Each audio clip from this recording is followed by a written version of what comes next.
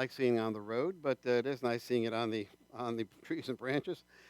And one of the things I want to make sure that you still remember to be able to do is, if you feel like during worship God speaks to you in some way, or there's something that's going on, you really feel maybe it's for the community, and I don't know if you can put up that texting. You have to remember blank out the camera and the other thing, and bring up slides only, and you can always text it in to us. I don't care whether if I'm speaking or whatever. It doesn't make it. Never text it into us, and if God speaks to you about something, we want to hear from the Lord about what He's also, besides this, the other things that He wants to highlight, maybe in the sense of people's lives here this morning.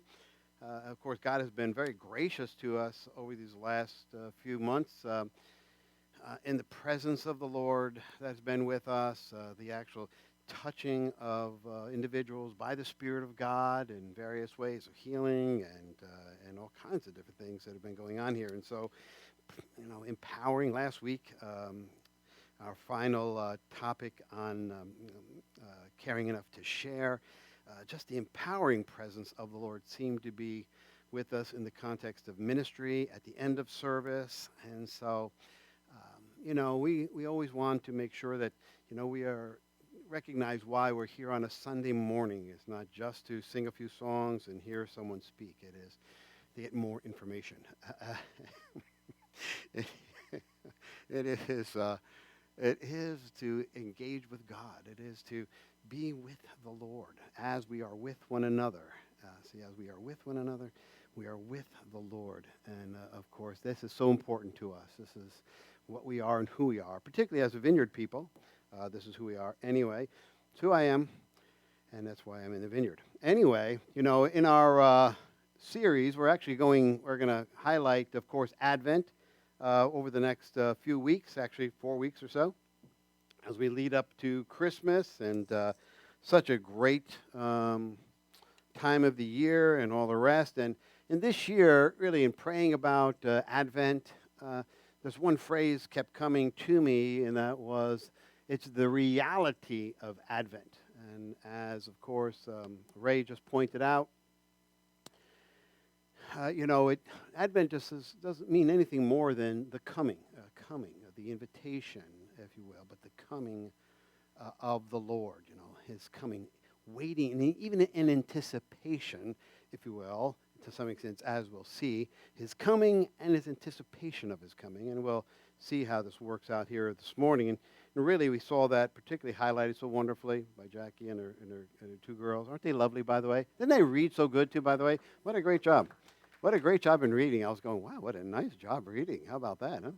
And, but really, that ceremony really kind of, in that, we hear a very specific thing, that it is about hope, of course.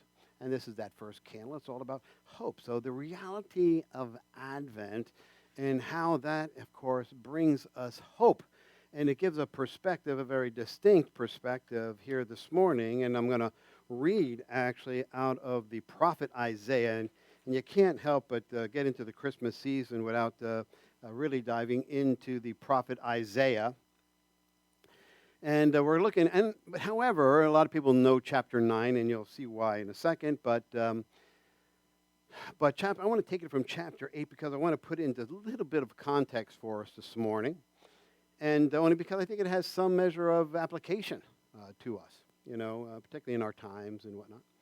And I'm going to start on verse 11. Now, here, Isaiah is a prophet, and he's speaking to the northern nation, actually, of Israel, because if you remember, they had a big civil war, and they split into two, if you will, and you have a northern kingdom, you have a southern kingdom. And the northern kingdom right now is under threat. It's going to be captured and overrun by the powerful empire at that time, known as the Assyrians. They were going to come in and wipe them out and dispossess them of their lands, and then take them and move them a bunch of them over to Assyria. But here now he's trying to speak to them. He's trying to speak into the lives of the believing people, and the people. They're supposed to be the people of God, you understand. They're supposed to be following after God and all those type of things. And so he starts here in verse 11, "For the Lord spoke thus to me, and with a strong hand upon me, he says. The Lord came on, the presence of God came on me so strongly, he says, and warned me not to walk in the way of this people, saying, do not call conspiracy all that this people calls conspiracy. And believe me, I could go on and on here about different current things, but I'm not going to. But let's just kind of hear what it says and just take it in. Do not call conspiracy all that this people call conspiracy, and do not fear what they fear, nor be in dread of the things that are going on around you right now. But the Lord of hosts, him you shall honor. You're to look to the Lord as holy. You're to separate in your heart out God in the midst of all that's going on about you, in the midst of all that's happening about you. You guys, you believing people, in the terms of things that are going on at that time, particularly in Israel, and under threat in various ways. He says, no, but set apart, put your focus upon the Lord and separate him out as holy.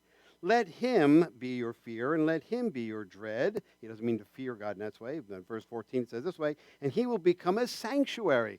When you separate God out as holy, he will become your sanctuary. You will run to the Lord in that sense. You will go to him into the sanctuary. You see, in some way you will see him. You'll find your rest and your peace there. You see, in the presence of God. He goes, and he will become your sanctuary, a stone of offense, though, for others, and a rock of stumbling to both houses of Israel, northern and southern kingdom, a trap and snare to the inhabitants of Jerusalem, southern kingdom. And many shall stumble on it. Many of the people of God are going to stumble during this time, you see, he says. They shall fall and be broken. They shall be snared and taken. Wow. Bind up the testimony, he says. Seal the teaching among my disciples. Make sure you write this down, which, of course, they did, right? Write it down for those who are the students of God, you see, the disciples of God, he talks about. He says, write this down. Verse 17, I will wait for the Lord, he says. As far as I'm concerned, I'm one who is going to wait for the Lord, who is hiding his face from some of the house of Jacob, and I will hope in him. I'm going to wait in the midst of all these. I am going to wait upon the Lord, because why? I will hope. My hope, he says, is in him. Behold, I and the children whom the Lord have given me are a sign and a portent, meaning a wonder almost, a sign and a wonder. The ones, myself and those who are following after God, are signs and wonders in Israel from the Lord of hosts, who dwells on Mount Zion. Picture of the kingdom of God, who are resting in the kingdom of God. Verse 19, and when they shall say to you, inquire, but they're going to say to you, those around you, those who are truly trying to hope in God, the rest are going to say, basically, we should inquire of mediums and the necromancers, in other words, those who search after the dead and try to hear from the dead, who chirp and mutter, he says. I love it. They just chirp and mutter. What are they saying? They're just a bunch of chirpers and a bunch of mutterers. You have no idea what they're saying. Should not a people, he says, but should not a people, if they're truly under threat, shouldn't this be the time they should inquire of their God? Shouldn't this be the time when they go after God with all their hearts and souls and mind and strength, he says? Should they inquire of the dead on behalf of the living? To the teaching and to the testimony. Let's go to the teaching and the testimony, he says. If they will not speak according to this word, if they will not speak according and seek after the word of God itself, it is because they have no dawn. If they won't go after the word of God, it's because they have no dawn. What does he mean? What is the dawn? The dawn is a new beginning, a new day. Light is shining out of darkness. We are in darkness, and all of a sudden, dawn has come. And when there's a dawn, you see, there's always hope for a new day, isn't there? The dawn has come, you see. There's a new hope that has arisen, you see. It's coming out of the darkness, over the horizon. And this is the lovely poetic language here. They will pass through the land, greatly distressed. These folks, basically, who are going after other things, they will pass through the land, greatly distressed and hungry. They'll always find themselves distressed, always find themselves going after, always hungry, never really being satisfied ever. And when they are hungry, they will be enraged. And when they can't find their way and they can't find the things they want by searching out other stuff, they get angry. And will speak contemptuously against their king and their God. They'll start to speak contemptuously against their rulers, those who are governmental rulers, and God himself. And when they're finding no satisfaction there, they're going to shake their fist at God and say, God, where are you in this whole thing? And they'll turn after they've turned their faces upward. Verse 22, and they will look to the earth. They're going to look to things they can touch and feel and try to explain all that's going on around them. They will look to the earth and behold distress and darkness, the gloom of anguish, and they will be thrust into thick darkness by doing so. And then he goes on to verse 9. It says this, but he goes, in good news, he says, and this is the goal, and he breaks into chapter 9, which is many people who know of Isaiah may know chapter 9. But there will be no gloom for who was in anguish. In the former time, he brought into contempt the land of Zebulun, the northern kingdom of Zebulun and Naphtali. But in the latter time, in the time to come, in the time of anticipation, you see, in this new time of anticipation, he says, he has made glorious the way of the sea and the land beyond the Jordan, Galilee of the Gentiles, he says. And he goes, he's getting so excited. He starts a song, basically, in a psalm in verse 2. And he says this, the people who walked in darkness have seen a great light. They didn't do anything for it. They themselves couldn't work it up or search it out or anything. By the grace of God, all of a sudden, light has shone on these people who were in anguish. All of a sudden, light has shone upon them. Those who dwelt in a land of deep darkness, on them has light shined. It was not by their efforts. All of a sudden, God has showed up in their midst, he says. And the very famous verse, of course, in chapter 9, which you know, always a Christmas verse in verse 6 of that same chapter, for to us a child is born, to us a son is given, and the government shall be upon his shoulders, and his name shall be called Wonderful, Counselor, Mighty God, Everlasting Father, you see, Prince of Peace. This is how we need to put that whole thing in a bit of context for us this morning. So how does hope basically enter into our perspective of Advent? Those who are watching, those who are here basically, who may not notice, we have a new app here at the church. You can download it onto your phones. You have a smartphone, you can get it. You can get it out of any of your app stores. It's just Vineyard Hopewell, though, just Vineyard Hopewell. And when you look at Vineyard Hopewell, you see the app. And, of course, you can follow along with all the notes. There's even little fill-ins, if you like, if you're one of those who like, kinetic individuals. You need to fill in stuff. There's fill-ins and all the rest. But all the scriptures and all of that, all are on that app, if you really want to do it. It's a free app. Go ahead. And there's even a Bible in there, too. When there's a Bible, you want to check out a Bible, it's in there as well. But anyway, so how does hope enter into our perspective of Advent in light of what we read here in Isaiah here this morning? There's three things we're going to be looking at, because Advent always has been looked at as these three things. The advent of Jesus coming, right? The incarnation, Christmas, right? That's we're in the season right now. But it's also not only the advent, Jesus coming at Christmas, but it's also Advent in the sense of when someone puts faith in the Lord. And so they're the advent, the coming of the Lord in his spirit to people, you see. So the advent, Christmas, Jesus coming into the world, the advent, you see, of the Spirit of God entering into the life of a person of faith. But then also, thirdly, it's the advent of God when? When Jesus comes again and he returns, the hope that we have in the return of Jesus to make all things and put all things right and make it all new, you see. If you will, the second advent in that regard. But you know, when we speak of the incarnation and the advent of Jesus at Christmas, particularly, and thinking of what people look to nowadays and how they look to different things, one of my favorite guys I like to, that I read and listen to oftentimes, he's an old guy now, he's like in his 80s something. A guy named John Lennox, not John Lennon, but he is a, anybody seeing the Beatles, what you call it? Very nice. It can be a little depressing, though, but it's very good. I love it. I just love how they kind of interact and whatnot. But my wife said, very sad. That's very sad. It was very sad. And but nonetheless, John Lennox. John Lennox, he's a scientist, really a mathematician, Cambridge. He's actually Irish, but he's a professor. He was a professor at Cambridge and all this. But he's also a Christian, a very strong Christian. And he's not a Christian just because he's Irish. He's a Christian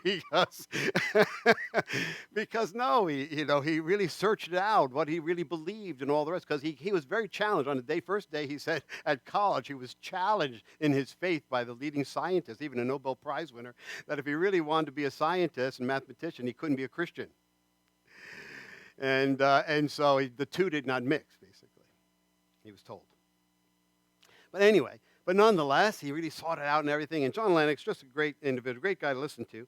He was asked to comment on on something that Stephen Hawking said. I don't know if you know who Stephen Hawking, very famous physicist. He's the black hole guy, this kind of thing. And it's kind of interesting. He's all about black holes.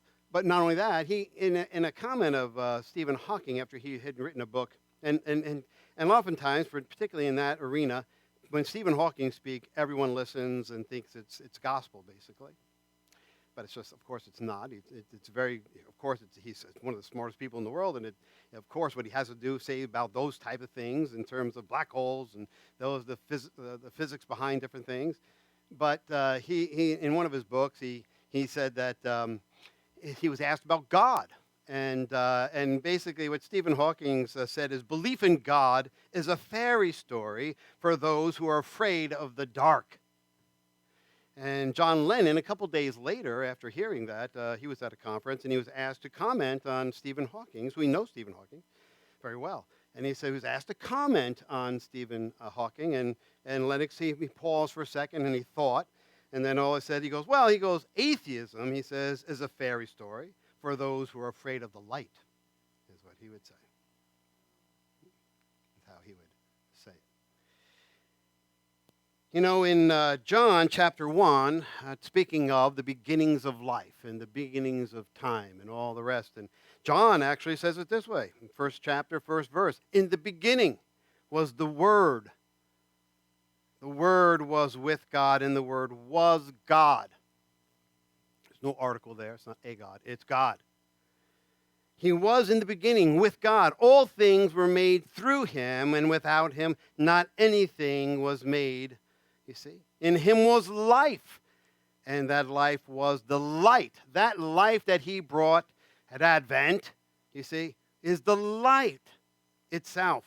The light shines in the darkness, and the darkness has not overcome it. Darkness cannot overcome the light of God. And the Word, and he says in verse 14, the Word became flesh. The Word of God became flesh. All that is the total understanding, and the word he uses there, Greek word logos, but the Greeks would use that as the total understanding of things. The things, if you truly have the concept with, you understand the meaning of life, the why we're here, what's going on, all of it, you see. And here John calls Jesus the Word. And he says, the Word itself, the understanding of life, what life is about, it became itself flesh. And it dwelt or tabernacled with us. That's why, of course, Jesus called the Emmanuel. We were looking for the Emmanuel to come. God with us. So how does light itself give hope to us? In Psalm 119, love what the psalmist says here. He says, the unfolding of your word gives light. It imparts understanding to the simple. To the very simple. You don't need to be a Stephen Hawking. You don't need to be a John Lennox. You don't need to be a John Lennon. You need it's to the simple. You see, the unfolding of his word itself gives light to us. And I consider ourselves, part of the simple, Keep it simple. Jesus' entry into the world turned on the light switch. When he came, light came. Light was all of a sudden shone on the earth and on creation. And what's truly there. And what God was doing and God is doing. And because of it, we now can see. And because we can see what God is doing, what's going on in the world, we have hope. Matter of fact, that word hope, I always have to make sure I point this out, particularly as it's used in the New Testament. This doesn't mean hope as in I hope so. It is hope as in I expect so. Not hope as in I hope so. Maybe it will, maybe it won't. No. In biblical language, hope is because God has said it by his word, I expect so. That is the hope that I have. You see. And this is important, of course, in our understanding. Jesus is the answer to the big questions of life. Whatever your big questions of life are, why you're here, what you're doing here, what is your purpose? You see. Why are things the way they are? Why aren't they like something else? Jesus is the answer to those big questions. That's what the wise men found, right? In their search on Christmas, after Jesus is born, the wise men, what were they doing? They were in search. They had a search going on. And what are they led by to Jesus? A star, the light of a star. And what do they find underneath the star? Jesus. You see. They're seeking it out, searching it out. These wise men, you see, from the east. But not only is it about the incarnation, Advent, in the sense of hope, as we see it within the context of the incarnation or Christmas, but it's also when we put faith, when we come to understand that to be true, and then we put our faith in Jesus. You see, so Advent then is the Spirit in us, the Spirit given to each one, the coming of the Spirit into every believer's heart. So many people feel, I think, I don't know if you ever use the expression, something, people are talking about things or people are saying, trying to understand things, and you're saying, man, I'm just in the dark about that. I have no idea. I'm in the dark. How many people feel like they're in the dark all the time? Some of you feel like you're in the dark all the time. But man, I'm just in the dark, man. I'm in the dark with that, I don't know.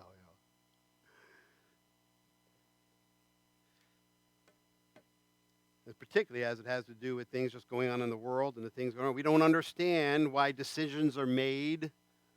Some things, decisions are made, around us, and they just seem to make no sense, right? Have you said that? It's like, that just makes no sense. Why?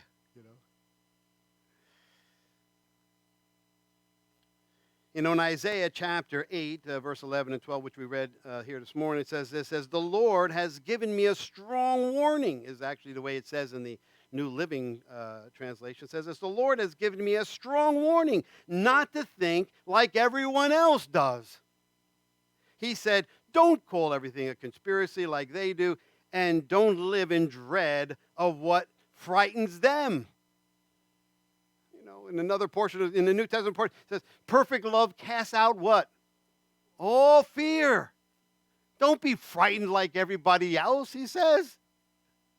Don't dread what they dread.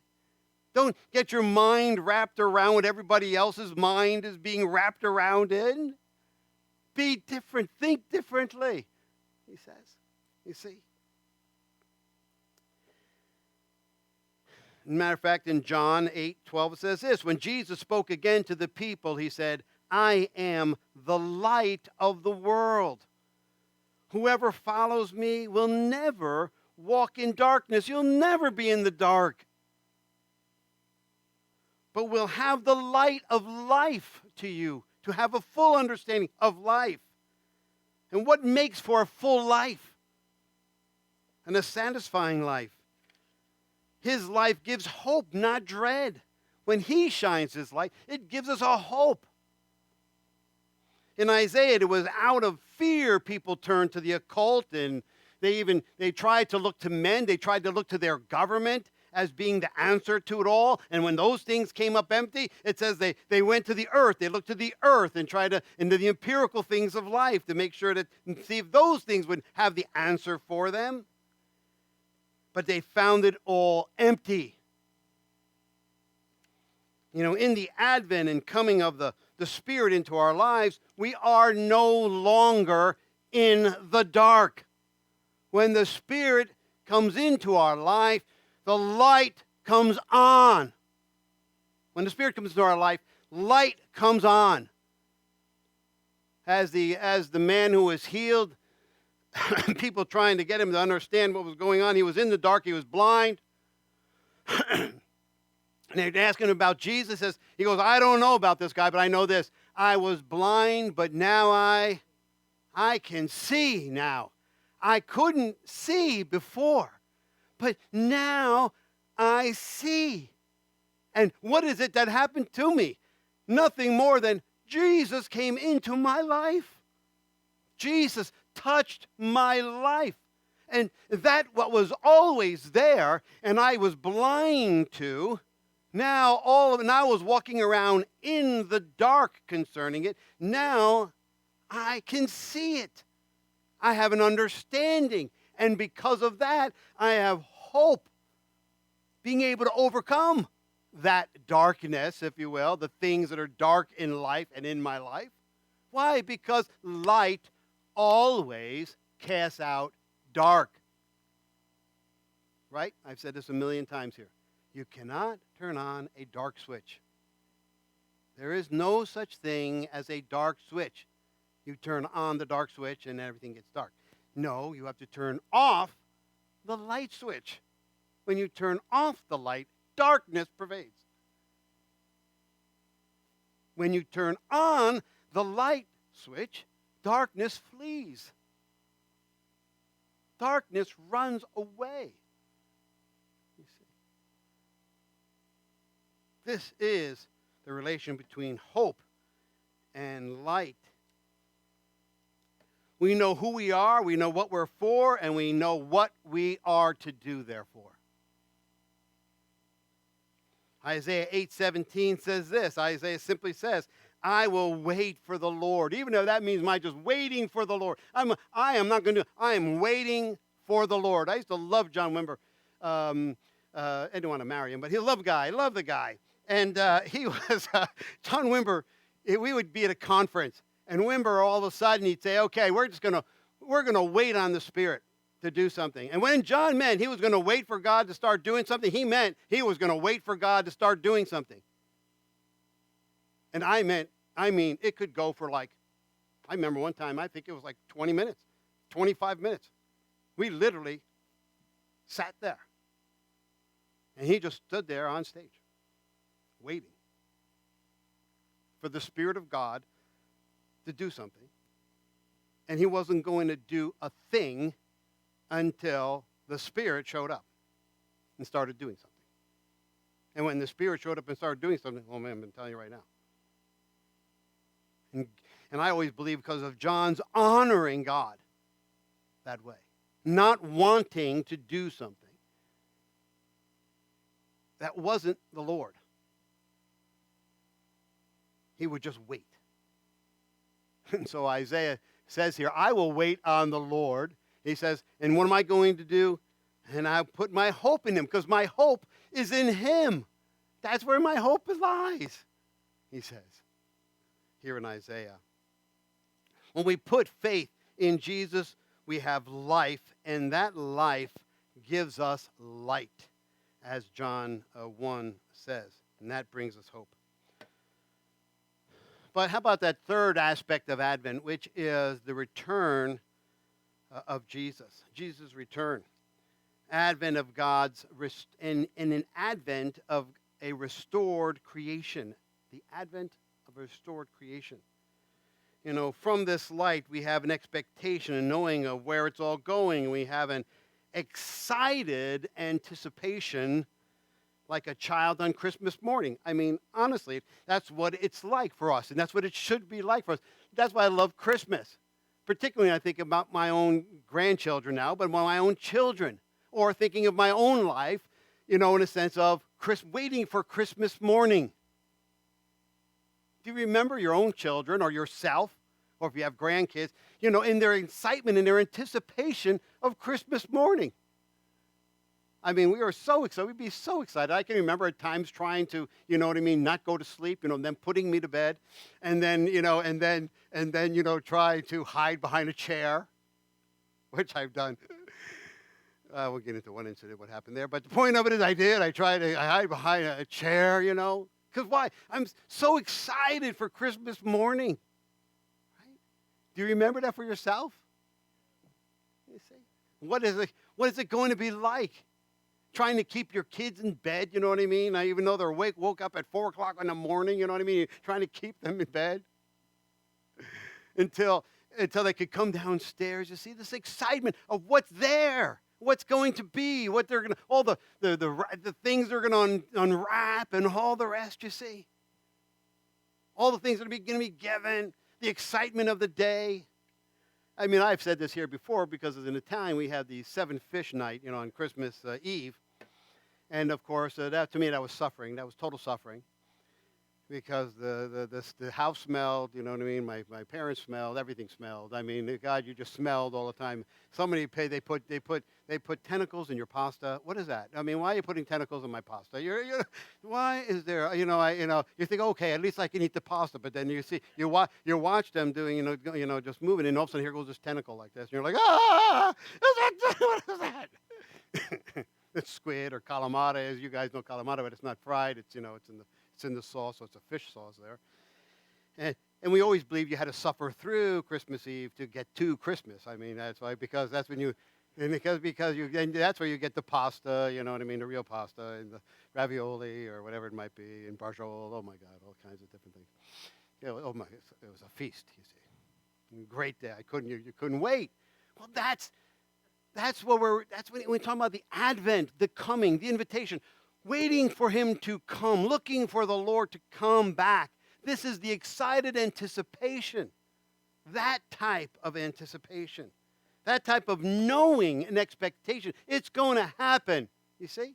Even if I have to go through a dark time, with the squid in my pasta, I know Christmas morning is coming.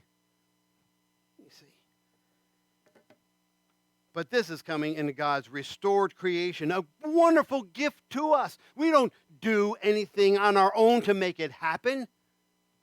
Just like Isaiah says here, the light shone upon them in verse 1 of chapter 9. Not because they did something, they were so great. No, it was by the grace of God it came.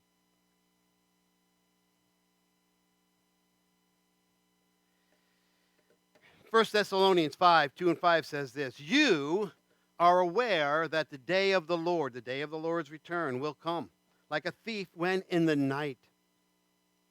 But you are not in darkness. You are not in darkness. You no longer are in the dark, for you are all children of light.